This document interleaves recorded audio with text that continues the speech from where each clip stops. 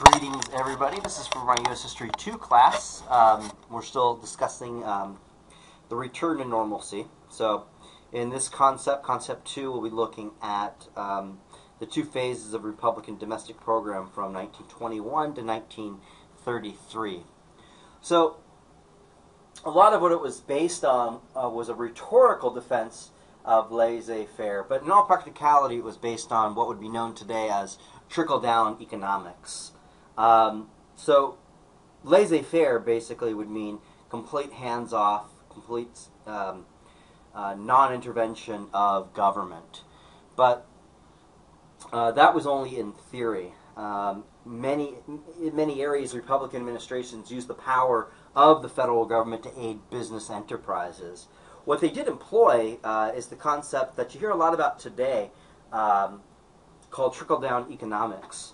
So basically what Trickle-Down Economics is government support of wealthy individuals or big business. And the idea is that you give them tax subsidies, tax cuts, you help them out with tariffs from imports, and this will stimulate business and incur further investment of from wealthy individuals or big business. This, in turn, as the theory goes, will create new businesses and more jobs. And then this will lead to more gains for purchasing power for the common person. And in doing so, the big business and wealthy individuals can incur more of more profits. So with purchasing power and more profits and more income, there's more of a tax base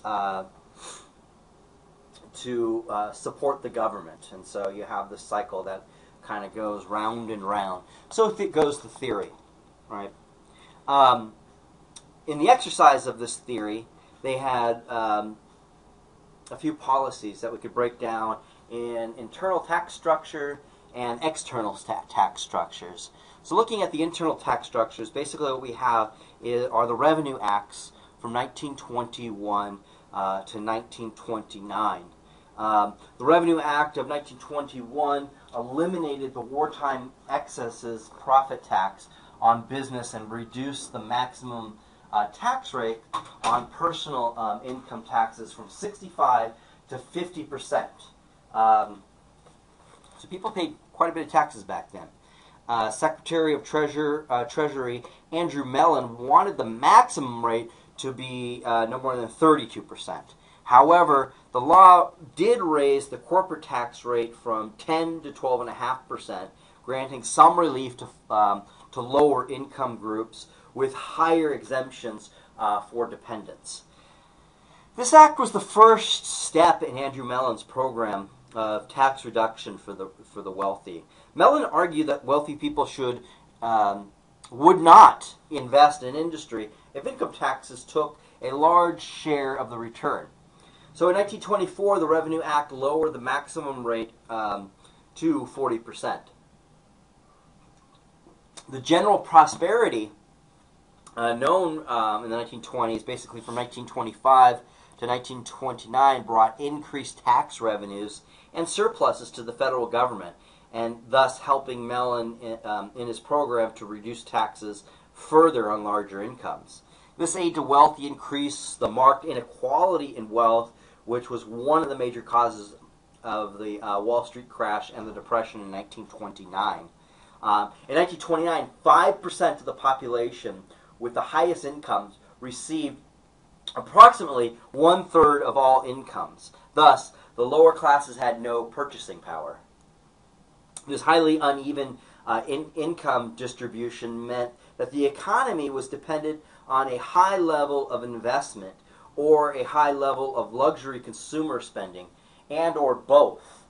The rich cannot buy great quantities of bread, for example. If they are disposed of what they receive, it must be on luxuries or by way of investment in new plants, new projects, or property.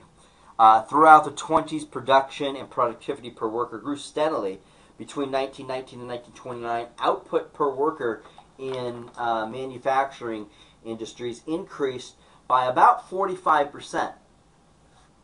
However, wages and salaries and prices all remained comparatively stable, or in many cases underwent no comparable increase. Accordingly, costs fell, and with prices the same, profits increased. These profits sustained the spending of the well-to-do, and they nourished at least some of the expectations behind the stock market boom. Most of all, they encouraged a very high level of capital investments. The question is, what this raises is, who was to buy the products which these extra capital goods produced if the common man had no purchasing power to speak of? What happens after the common person's purchasing power is saturated and business keeps producing goods and building up inventories which cannot be consumed? Basically, this creates a vicious circle. When people get laid off as a result of this overproduction, they will have no purchasing power, in which case a downward cycle for the economy will be accelerated. The Revenue Act of 1928 left personal income taxes at the 1926 rate, but reduced corporation taxes still further. One can make a strong argument that it was economically unwise to reduce taxes on high incomes at all. Much of the incomes thus saved from tax collectors went into land and stock speculation and contributed greatly to the crash of 1929. This tax policy also transferred much of the tax burden from the rich to the middle classes and the poor classes. If wealth had been taxed at the rate it had been during or soon after the war, more of the national debt could have been retired, or the high revenues could have been used for vigorous government farms programs and economically healthier distribution of income. By cutting government expenses, the Republicans did balance the federal budget for a time. Governmental expenditures fell from $6.4 billion in 1920 to $3.4 billion in 1922, so almost by half, to an all-time low of $3 billion in 1927. Hence, the Republicans were able to achieve a surplus every year until 1929, and were thus able to reduce the national debt from $25.5 billion in 1919 to $16.9 billion in 1929. It's no wonder that the business community asserted with one voice that Andrew Mellon was the greatest Secretary of Treasury since Alexander Hamilton. The second part of the trickle-down policies of the Republican administrations of the 1920s can be seen in the external tax structure, or tariffs, right? The tariff policies from 1922 to 1932. So you had the Underwood Tariff, a low tariff, had really been had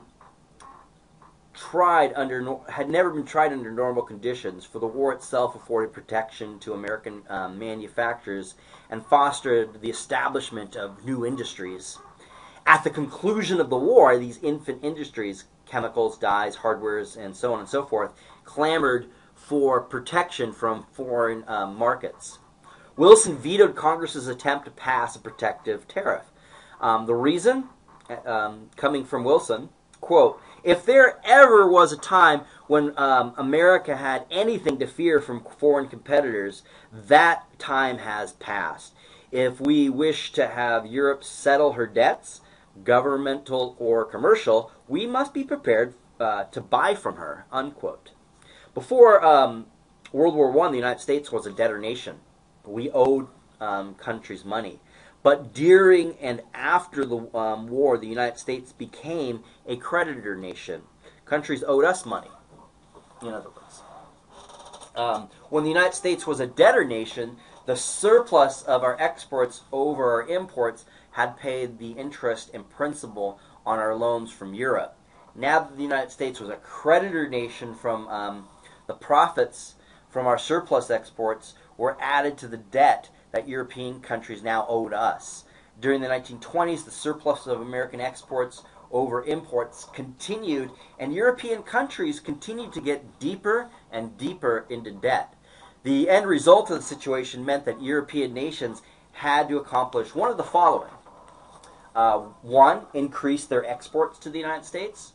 They could also reduce their imports. They could draw on reparations from Germany. They could take on new loans. They could default on their past loans. Presidents Harding, Coolidge, and Hoover, the presidents of the 1920s, and Congress moved promptly to eliminate the first possibility, increasing their exports to the United States, right? The European market selling things to the United States, in other words. That European accounts would be balanced by larger imports, by sharply increasing American tariffs. Accordingly, debts, including war debts, went into default, and there was a significant fall in American exports as a result. Nevertheless, in the 1920s, the mood of the Harding and the country was the fear that the United States would be inundated with products of the depressed European labor. At the request of Harding, Congress pushed through a high protective tariff in 1922, the 4D Macumber Tariff.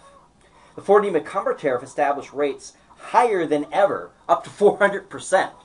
The 4D Macumber Act provoked a tariff war, which cut briefly into foreign trade, consequently persuading many manufacturers to establish branch plants abroad in order that they may compete more effectively.